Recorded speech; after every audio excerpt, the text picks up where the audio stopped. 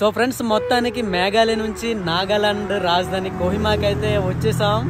కోహిమాలో ఇది నా రెండో రోజు. బయట ఫుడ్ ఏం తినాలన్నా ప్రైజులు చూస్తే ఫుల్ సాకు. అందుకనే టెంట్ లోనే కుకింగ్, టెంట్ లోనే ఈటింగ్. ఈ నాగాలాండ్ కొండలను చూస్తే ఎక్కడో తెలియని హ్యాపీనెస్, హిల్స్ లోనే బ్యూటీ ఉందని నిరూపించింది. ఈడందరూ కత్తి పట్టుకున్నాడు నరికేస్తాడా ఏంటి అనుకుంటున్నారా? ఇతను కొన్యాక్ ట్రైబ్స్ అండి. వాళ్ళ కల్చర్ ను ఇతరులకు పరిచయం చేస్తున్నారు. వెనక సైడ్ గుడిసెల్లా కట్టారు కదా, అది నాగా ట్రెడిషనల్ ఇల్లులండి. దాన్నే మొరుంగ్ అని పిలుస్తారు. ప్రతి ఒక్క ట్రైబల్స్ కూడా ఆ మొరుంగ్ లో ఉండి వాళ్ళ లైఫ్ ని, కల్చర్ ని కూడా ఇతరులకు పరిచయం చేస్తారు. నాగాలాండ్ లో ఉన్న 17 తెగలందరూ కూడా కత్తులు పట్టుకోవడం అనేది కామన్. ఎందుకో తెలుసా? వాళ్ళ పూర్వీకులందరూ కూడా ఒకళ్ళనొకళ్ళు నరుక్కునే వాళ్ళు. ఇక్కడ ఏ ఒక్క ట్రైబల్స్ గురించి తెలుసుకున్నా హెడ్ హంటింగ్ అనేది కామన్ పాయింట్. వీళ్ళని చూస్తేనే సగం వెన్నులో వణుకొచ్చేస్తుంది. అలాంటిది వాళ్ళతో డాన్స్ చేయడానికి రెడీ అయ్యాను. ఇంతకు ఇక్కడ ఏం జరుగుతుంది అనుకుంటున్నారా? అయితే చెప్తారండి. హోర్నబుల్ ఫెస్టివల్ అని నాగాలాండ్ లో చాలా ఫేమస్ పండుగ అండి. నాగాలాండ్ చుట్టూ ట్రావెల్ చేసే బదులు ఈ హోర్నబుల్ ఫెస్టివల్ ని విజిట్ చేస్తే చాలు 17 ట్రైబ్స్ తాలూకా కల్చర్, లైఫ్ స్టైల్ అంతా కూడా మన కళ్ళకు కట్టినట్లు చూడొచ్చు.